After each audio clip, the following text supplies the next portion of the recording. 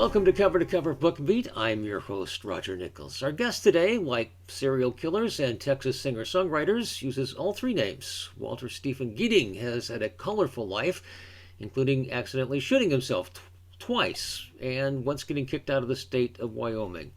He's incorporated these and many more adventures into a new award-winning series that blends time travel, fantasy, Old West into compelling page-turners, starting with Volume 1, The Path of Kokopelli. We are very pleased to welcome Walter Stephen Geeding.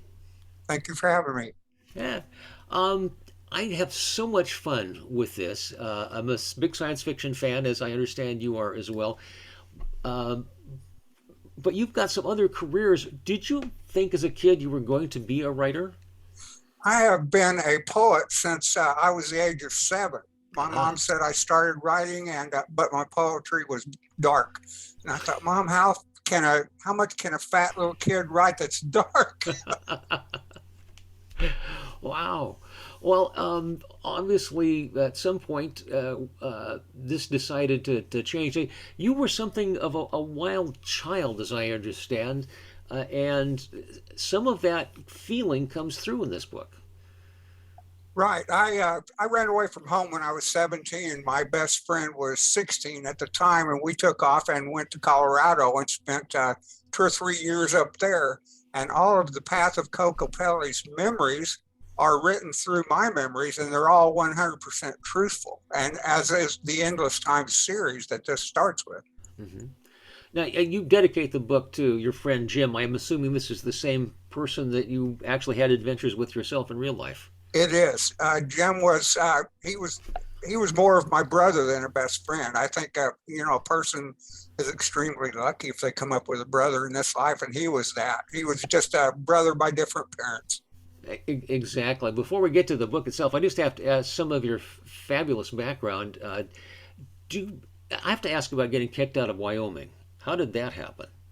Jim and I, when we took off, we were going to Colorado, and we went to Colorado, and we had like $17 and 4 gas cans, and so we just about get to we decide we're going to go to Wyoming and go to work at Yellowstone, and we ran out of gas, so we hitchhiked. This traveling band gave us a ride into Wyoming. We got to this gas station about 3 in the morning. I had a siphon hose wrapped around my stomach and a gas can, and we had $3 left. And we got in there, and about that time, the sheriff showed up, and he made me put my last $3 in the gas can. And he gives us a ride back at 3 in the morning. It is cold, about 15 miles in the back of his pickup. When he gets there and he says, "Okay, pop the trunk." And I'm going, "Oh my God, I've got stuff in the trunk that nobody needs to see." Well, I had to do it. And he opens it up, and the only thing he saw was these 3 gas cans. And he goes, "Oh, Arkansas credit cards. You boys have till daylight to get out of the state." And I thought, "You have no argument. I'm leaving, sir."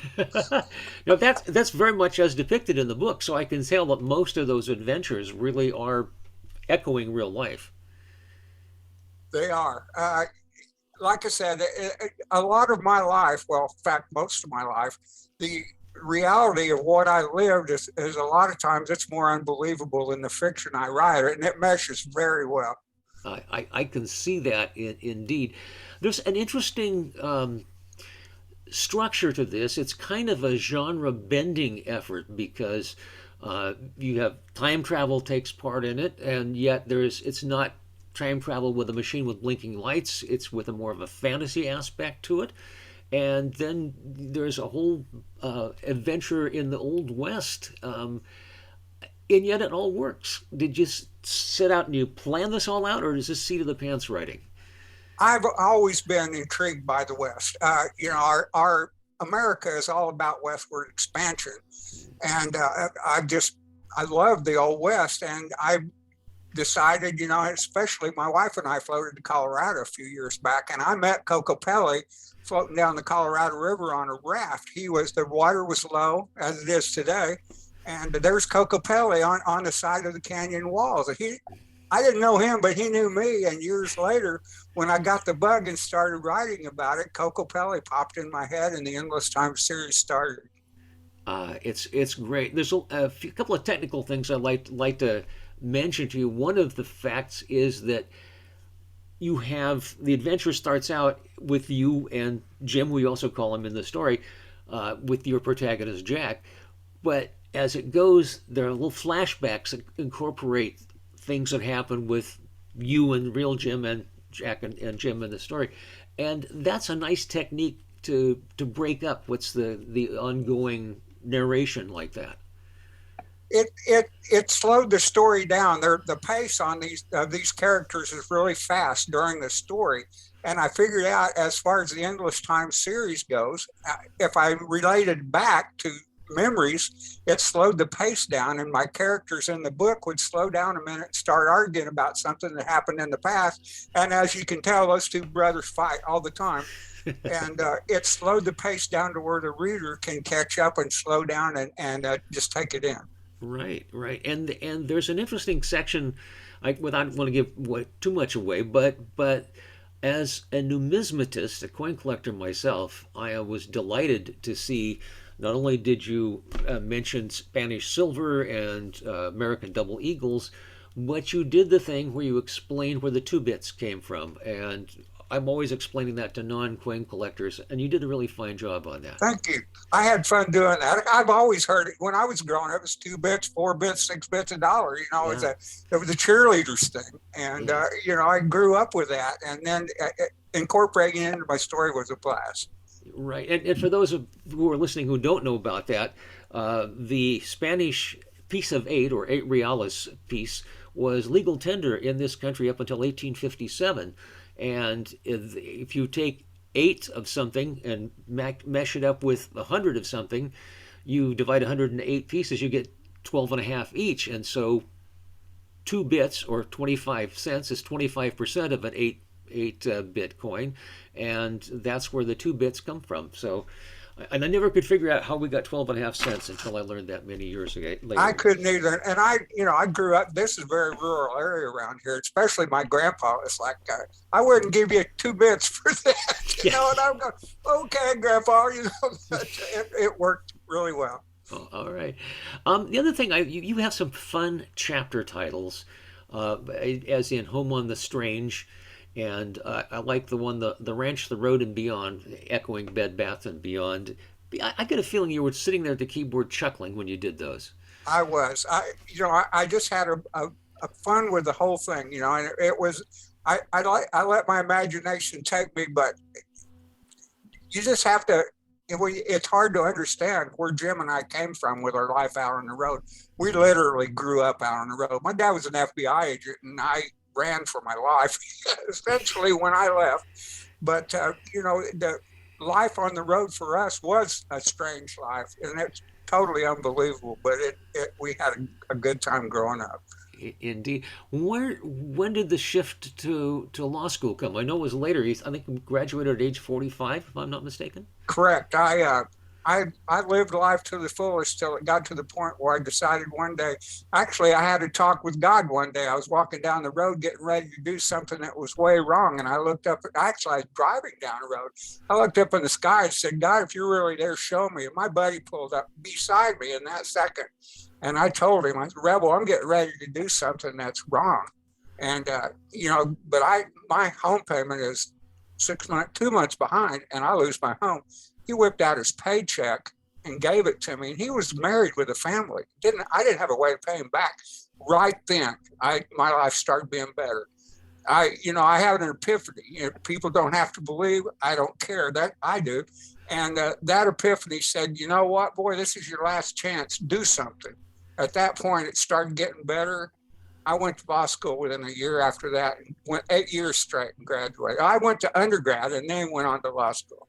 And undergrad degree is in English, is that correct? Correct. All right. Well, that obviously shows you put it to good use. Can you tell me just a little bit about being a prosecutor and being a general attorney? I was sitting down on the riverbank. I have a home on the river. I was sitting on the riverbank, and I had no job. I just graduated from school, and the river patrol showed up, and we're all laughing. And they said, "Well, Geeding, why don't you run for prosecutor?"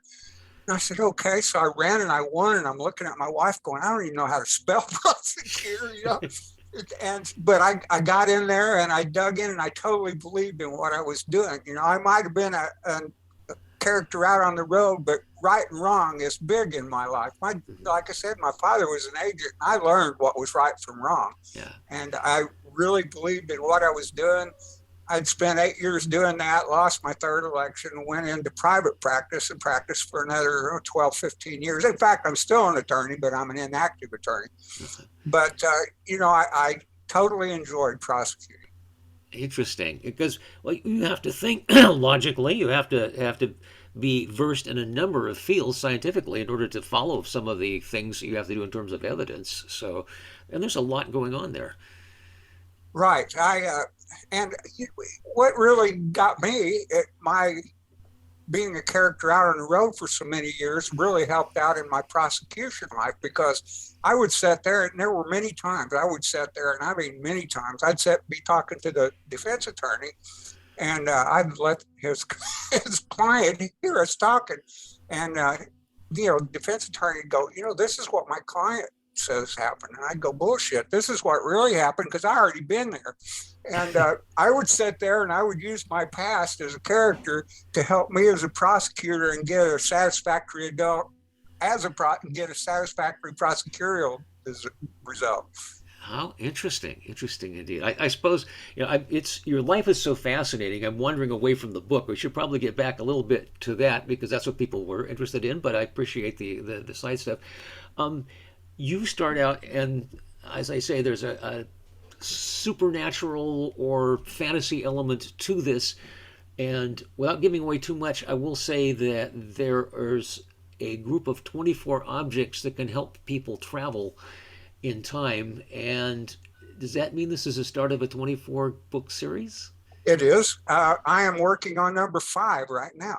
Oh, right. And the next one, actually, I've got 2 in the safe. My second one, Murphy's Diggings, is due out within the month. Mm-hmm. And, I've got, like I said, I'm working on number 5, which is Gringo. So very, very definitely, I'm working on 24 of them. Wow. So I always ask series authors this: when you start, do you know the ending of the last book? Do you have the conclusion in mind when you start? No, I do not. As a matter of fact, I'm when they have a lot of authors, they do an outline. I let my book educate me as I go. I really don't know what's going to happen at the end. And I have had authors say sometimes that they start writing something for one of their characters, and then their character tells them, "No, I wouldn't do that." Does that happen to you? Yes. Yeah. Actually, like I said, my life has been so crazy. My characters kind of dictate, what's going to happen down the road, but they don't dictate exactly what.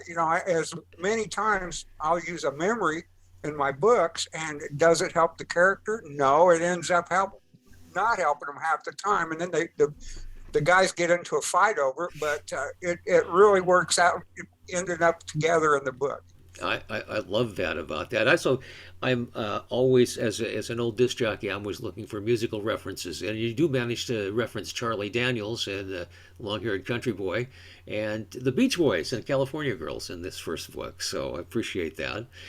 And also cultural reference, Jeremiah Johnson, the Redford movie from 1972 about a mountain man who just wants to be left alone. And it feels to me like you've spent time in the Rockies as part of your journey. Is that so? Have. The year after we ran away, I moved down into Estes Park 3 summers in a row. And literally, I'll tell you a quick story. We went into Estes Park, and I was camping up in the mountains, and we decided to go mountain climbing before daylight. We climbed up this mountain above Highway 7 in the dark, and we get up there, and I went out over this ledge, and I looked down at Highway 7. The cars looked like matchbook cars. And I inched back. I was on this big old ledge. I inched back, and I got up, and this third guy we were with, the sun was just starting to peak up. We were probably the first people in Colorado that saw the sun, and he started playing his harmonica, and I started dancing. And they nicknamed me Dancing Bear, and to the day I left, I was Dancing Bear. Oh, And some people say the old adage is it's not that the dancing bear dances so well, but the fact that he dances at all is pretty That's incredible. correct. Yeah, because I'm not a little guy. Wow. Um, where I also want to mention your other series since we've got you online, Colony, which I think has one of the very best titles for the very first book, which is Book One: The End. I love that oxymoron. But it's because it's a post-apocalyptic book. That's why it has the end in Right. it. Yeah. So I just wanted to acknowledge that because I actually broke down and laughed when I looked that up and saw the title to that. So. And the colony series, I raise bees for a hobby. And Hmm. I'm sitting in the woods deer hunting one day, and I thought, well, what's going to happen? And I had a hive disappear, and I thought, what's going to happen when the bees disappear? Well, Earth will end because there's an ancient Chinese sage that said, when the last bee on Earth's wings stop fluttering, mankind as we know it will cease to exist. That's very true because almost half of commercial crops are pollinated by Pollinated. bees Yeah. and about 90% of the wild crops. And I free associated and went from there. And that's where I did start and take you into these wonderful realms. And you're probably aware of this, but just for one of those trivia bits, Sherlock Holmes was to have retired to Suffolk Downs to become a beekeeper after he gave up his I did practice. not know that. That's fascinating. So apparently that. Is there an aspect of beekeeping that's entered into your writing, other than the colony piece, but for this later series? Uh, Not per se. That's Uh-huh. that.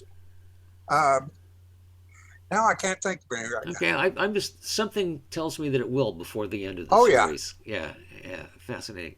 Is there anything we've not touched on you want to make sure our readers, our listeners know about? Websites, social media, etc.